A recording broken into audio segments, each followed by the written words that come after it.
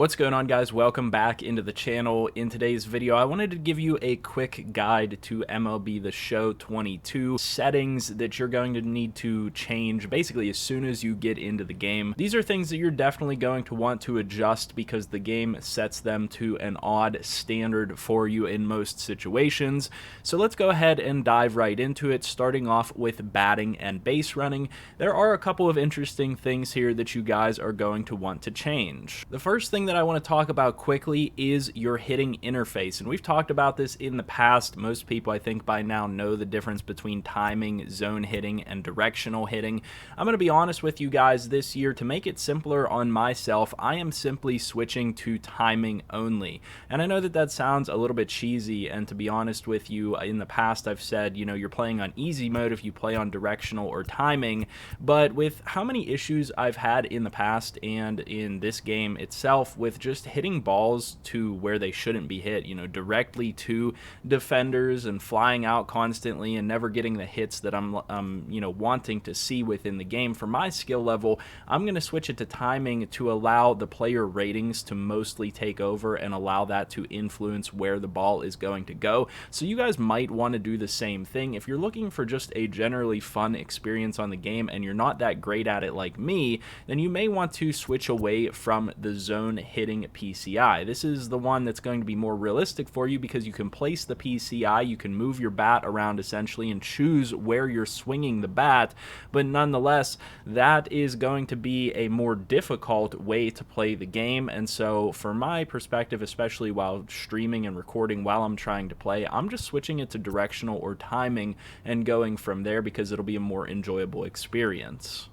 The next setting that I do want to talk about here is your PCI settings, and really the PCI Fade Out, and this is going to be the same thing for your pitching as well. They have it programmed so that these things fade out on you, which to me is a bit odd. Whenever you go in and you're on the zone hitting mechanic, and as you take a pitch, it's going to fade out for you, and I'll show you that here in a second. So as I line up for a hit here, you can see that it is lining up with outer PCI stuff, inner PCI stuff, and you can see how much stuff fades away for me as I'm up here to bat, which is just a little bit odd. In reality, you're going to want to play with what you actually want to have fade away. I normally just set it to none, because if it's up there to begin with, I want it up there while I'm swinging the bat so that I can help gauge where I'm swinging and whether I can hit that ball or not. So I turn PCI Fade Out off, and then similarly with the pitching side of things, you're going to want to make sure that you don't have pitch trail fade on. This is another one that is quite a bit odd because it automatically sets it so that the pitch trail fades away whenever you're pitching, but that's really not going to help you out whenever you are actually out here on the mound pitching, because it's going to fade away before you get the opportunity to select where you really want that pitch to go. So if we go ahead and drop in here for a pitch, you can see that my pitch trail is staying up here the entire time. So I can have all this time that I possibly want to select my pitch location, and play with it a little bit. A more natural pitching experience, and certainly going to be a little bit easier for you guys. But if we go back in here and switch this so that pitch trail fade is on, you guys will get a good impression of that here. I select a pitch, and then it fades away before I may even have a chance to select where that pitch is going. Now that I've let off the controller, I have no idea where this pitch is actually going, and you know, it's probably coming down the middle, but then I have no idea if I move the stick around where my pitch is going to go, and you get very little time to actually select a pitch. So I think that it's a little bit odd that it defaults to the pitch trail fade. This is going to be the one that I recommend throwing away immediately. This is a setting that needs to be changed and will improve your gameplay experience tremendously. Turn that pitch trail fade off. Make sure that you have the pitch trail on and you're able to see your locations on your pitch, because that's going to help you out tremendously. And then we really have to talk about our camera settings here within the game, because this is also going to change the way that the game plays for you. And you're going to have a lot of options between both your hitting view and your pitching view. And pitching is one of the areas that I suggest you start with changing, because it'll have you preset to the broadcast setting. And if you pay attention, it actually kind of changes with each broadcast where you're actually pitching from. The angles change a little bit, and the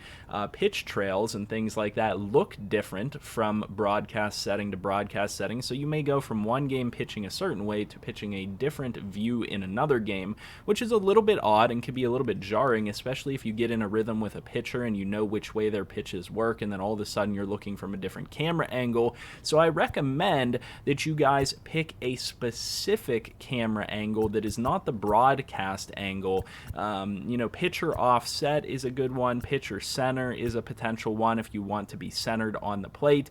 And these are going to, like I said, give you a different feel for the game no matter which one you guys select. I would personally select pitcher or pitcher offset, but nonetheless, you want to select a dedicated camera so you get a consistent pitching experience within the game. And likewise, you're probably going to want to select a camera that works best for you whenever you're batting. A lot of people have a tendency to zoom this camera in if possible, because it gives you a zoomed in perspective of the zone, the strike zone, which is going to allow you to hit the ball better. If you go with the standard fisheye, you're getting a good view of the batter, the pitcher, the strike zone. You get a kind of balanced look here, but it's not necessarily the best for every single type of gameplay.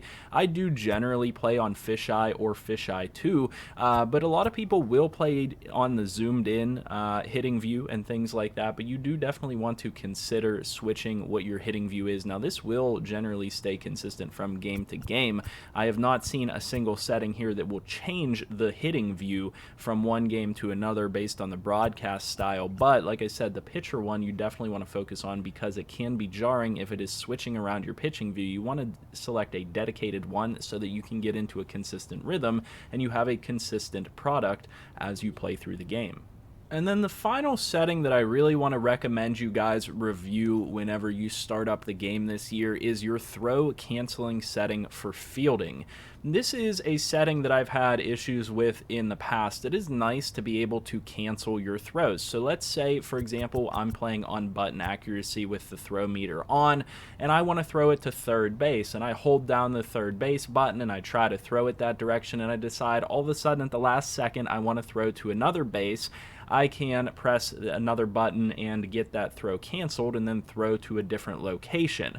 The only problem is a lot of times I have selected my throw and then accidentally tapped another button or tapped the same button another time, and my fielder does not actually throw the ball to any base whatsoever. It actually happened to me way too much last season where I had throws accidentally cancel, and it cost me runs, cost me bases, cost me all types of issues within the game. And therefore, I just recommend you guys turn this setting off, at least to begin with, because you're probably going to experience way more issues with it on than any benefit that you'll ever actually receive from it. And that is, you know, more so for players like me that are not super expert at the game. If you're that good and that elite at the game, you're probably going to have your throw canceling down perfect anyway. But for somebody that's not going to be paying so close attention that I can get the perfect throw every time and cancel exactly when I need to and things like that, I just recommend turning that off because it's going to give you a better experience without it.